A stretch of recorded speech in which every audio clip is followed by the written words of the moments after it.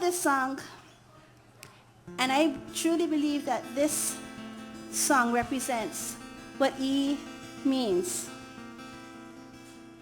Our queen was imprisoned, and yet out of that very solemn time came this beautiful song.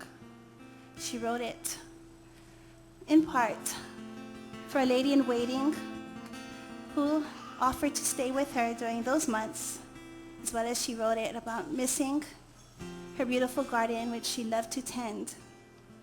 I was recently asked to participate in the replanting of Uluhay Malama, and I can't wait to revive the Queen's beautiful gardens there. Mahalo, mahalo one more time to lava.net, pakelelive.com, OC16, all of you, the beautiful Ala Moana Hotel. Mahalo.